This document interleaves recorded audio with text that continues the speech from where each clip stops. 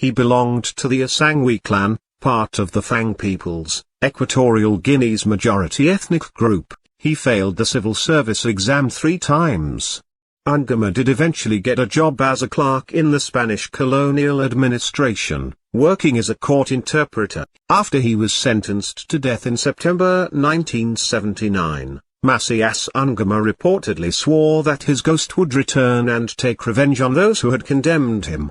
The firing squad refused to shoot him, so a group of Moroccan troops was hired to carry out the sentence. In 1961, he traveled to Madrid as spokesperson for a delegation which honored Francisco Franco, Spain's fascist leader, on the 25th anniversary of his seizure of power.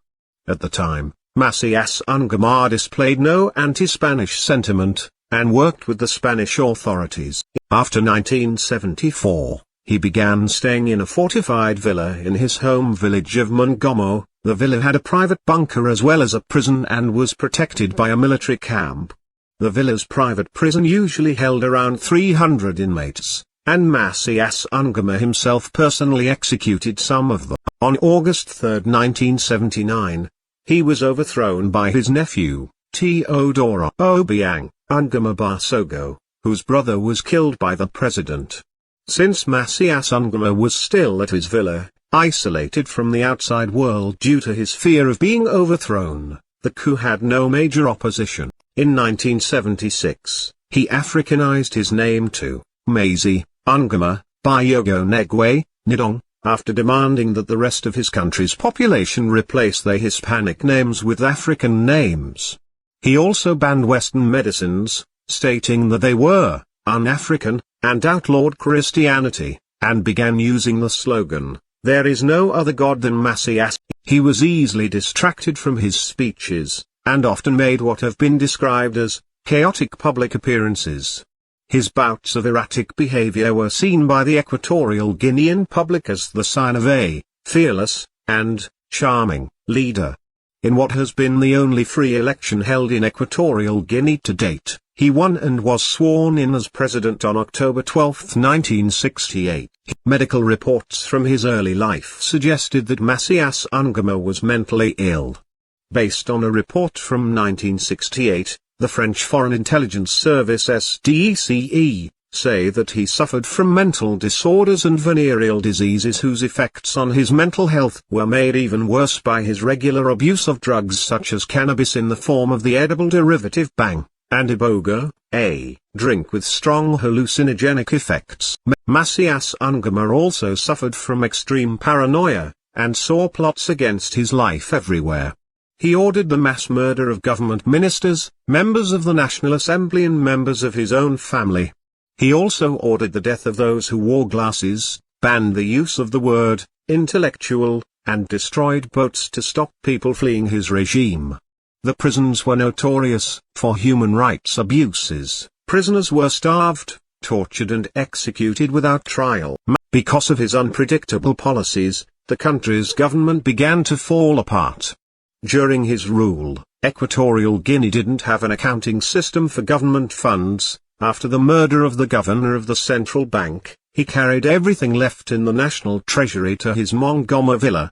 When the director of the Institute of Statistics, Saturnin Antonio Ndongo, published demographic data was considered too low, he was dismembered to help him learn to count. After his overthrow in 1979, he fled into the jungle of Rio Muni, presumably intending to cross the border into exile, but was captured on August 18, 1979. He was found by an old woman. He was reportedly sitting beneath a tree and eating sugarcane.